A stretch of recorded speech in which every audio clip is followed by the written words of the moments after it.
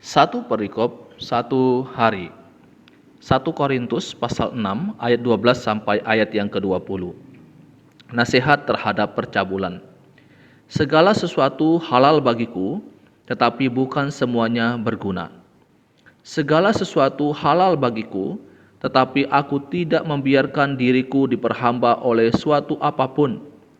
Makanan adalah untuk perut, dan perut untuk makanan, tetapi kedua-duanya akan dibinasakan Allah. Tetapi tubuh bukanlah untuk percabulan, melainkan untuk Tuhan, dan Tuhan untuk tubuh.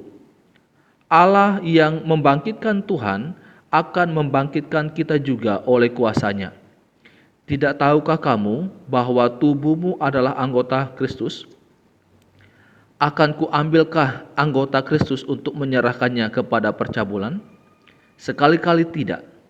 Atau tidak tahukah kamu bahwa siapa yang mengikatkan dirinya pada perempuan cabul menjadi satu tubuh dengan dia? Sebab demikianlah kata Nas, keduanya akan menjadi satu daging. Tetapi siapa yang mengikatkan dirinya pada Tuhan menjadi satu roh dengan dia. Jauhkanlah dirimu dari percabulan.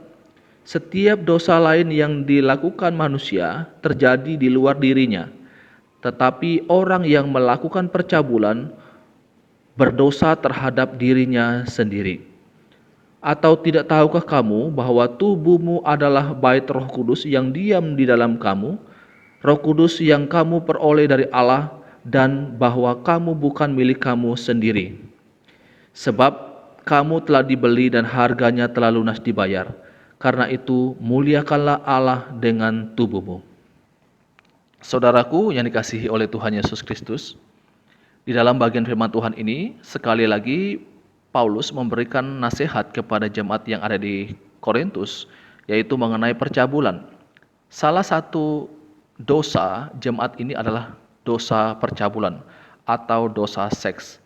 Nah, Bapak Ibu Saudara, jemaat di Korintus ini mempunyai dua argumentasi untuk mempertahankan hawa nafsu mereka.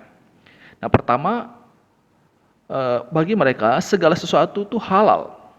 Nah, ungkapan ini merupakan ungkapan yang sangat disukai jemaat di Korintus. Dan ini didasarkan pada pandangan yang salah tentang kebebasan Kristen. Jadi mereka salah memahami tentang kebebasan di dalam Kristen.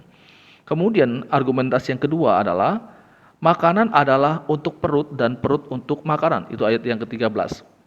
Mereka memperlakukan seks sebagai selera yang harus dipuaskan dan bukan sebagai suatu karunia yang harus dihargai dan dipakai untuk memuliakan nama Tuhan. Nah, Bapak Ibu Saudara, inilah dua argumentasi mereka untuk membenarkan tindakan yang mereka lakukan. Sehingga Paulus menasihatkan mereka tentang pemahaman mereka yang keliru. Dan dalam ayat yang ke-20, Paulus menjelaskan bagaimana mereka harus menghargai tubuh yang Tuhan sudah berikan kepada mereka. Karena hidup mereka itu telah dibeli dan harganya telah lunas dibayar. Sehingga Paulus menekankan di bagian terakhir, karena itu muliakanlah Allah dengan tubuhmu. Muliakanlah Allah dengan tubuhmu, bukan untuk digunakan untuk melakukan percabulan, untuk melakukan perzinahan, dan dosa-dosa yang lainnya. Nah, saudara yang dikasihi oleh Tuhan Yesus Kristus, firman Tuhan ini juga berlaku bagi saya dan saudara. Marilah kita menjaga tubuh kita ini dari dosa perzinahan, dari dosa percabulan, dan bukan cuma dosa ini, tapi dosa-dosa yang lainnya. Mari kita menjaga hidup kita ini, hidup kudus di hadapan Tuhan. Karena tubuh yang ada pada kita saat ini, tubuh yang kita miliki ini, bukan lagi milik kita sendiri, tapi tubuh ini adalah milik Allah. Kita telah ditebus dan harga telah lunas dibayar oleh Allah. Sehingga Paulus katakan, muliakan Allah dengan tubuh yang kita miliki saat ini. Ini pembacaan firman Tuhan, renungan untuk kita saat ini. Tuhan Yesus memberkati kita selalu. Amin.